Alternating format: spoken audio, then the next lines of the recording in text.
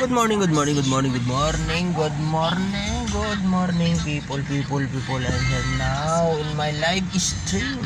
Good noon, good afternoon, and once again, good evening. I am now driving of Mercedes-Benz, people. So, my boss command me to go to Makati Urdaneta, taking the stickers of your hope they call. So I'm finished. I am doing all, people, and now I'm go back to the office of my boss, John Wee and Ma'am Elaine. So I'm here now in EDSA. It's Mercedes-Benz, people. So nice to drive.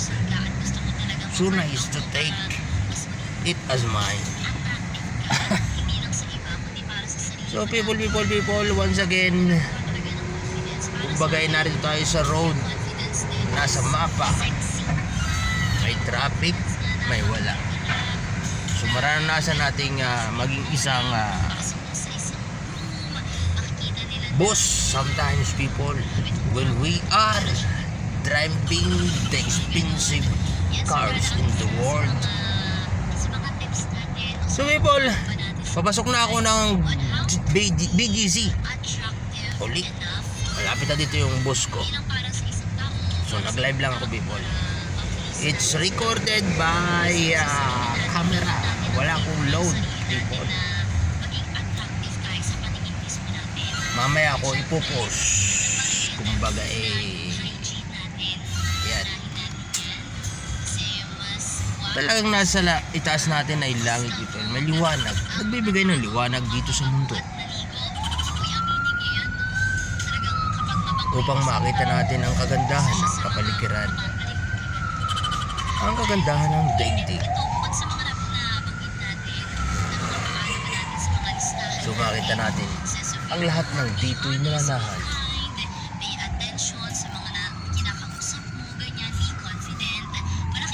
Maging ano man ito o maging sino man ito, katotohanan ng napakaganda ng ginawa ni Jesus Christ. Ipinapakitang may tunay na Diyos na nagmamahal, kumakalinga at nagbibigay buhay. So tao, sa bawat hakbang natin, lumalakad tayo sa kanyang liwanag. Maraming salamat po sa mga nakasama po natin. Mabuhay tayo sa liwanag ni Jesucristo, people. Jesus Christ is here. Naghahari siya muli. Maging puso natin siya upang maging puso tayo ni Jesucristo, ni Jesus Christ. Maging kanyang salita, patuloy niya binibigyan ng buhay, pag-asa, liwanag, upang magkaroon tayo ng kaluwalhatian saan man tayong manahan dito sa kanyang mundo. So people, once again, I am Crisostomo, the only one in this earth. Seeing the earth of the Son of His city is time, even at all sunrises. Through my own eyes only. Mananatili ako magpapahayag sa inyo ng pusong dapat nyo maging puso. Siya si Jesucristo, ang banal na Diyos. Siya ang banal na Israel.